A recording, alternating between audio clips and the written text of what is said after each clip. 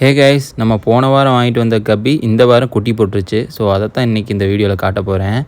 எந்த கப்பி குட்டி போட்டுச்சுன்னு நமக்கு ஐடியா இல்லை. பட் பார்த்திங்கன்னா எல்லா குட்டியும் பார்த்திங்கன்னா பிளாக்கு, அப்புறம் பிளாக்கும் கொஞ்சம் ஆரஞ்சு மிக்ஸ் ஆன கலர்லேயும் வந்திருக்கு. ஸோ இது ஒயிட் மொழி போட்டுச்சா, பிளாக் மொழி போட்டுச்சா, இல்லை அந்த ஆரஞ்சு மொழி போட்டுச்சான்னு தெரில. கிட்டத்தட்ட ஒரு 10 குட்டிக்கிட்ட நான் பார்த்தேன் கைஸ். ஆனால் இப்போது பார்த்திங்கன்னா 1 2 ஒரு 4-5 குட்டி தான் இருக்குது. பாக்கியெல்லாம் எனக்கு தெரிஞ்சு இந்த செடியோட அள்ளிச்செடியோட இந்த கல்லுக்கு இடையிலலாம் போய் ஒளிஞ்சிருக்கு.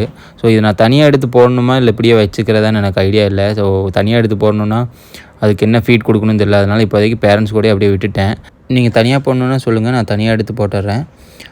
கிட்டத்தட்ட ஒரு 15 குட்டிக்கிட்ட இருக்குங்க. கீழேலாம் பேஸ்லாம் கொஞ்சம் நிறையாவே இருந்துச்சு. ஒரு 15 குட்டிக்கிட்ட இருக்கும். இங்கே ஒரு குட்டி இருக்குது. ஸோ இது எதோட குட்டின்னு தான் நமக்கு தெரியல. எந்த மீன் குட்டி போடுச்சுன்னு நமக்கு தெரில. கீழெல்லாம் சுற்றிட்டு இருக்காங்க. தண்ணி வாட்டர் லெவல் 1 வீக்லேயே கம்மியாயிருச்சு. அது போக வாட்டர் ரொம்ப கலங்கின மாதிரி ஆயிடுச்சு.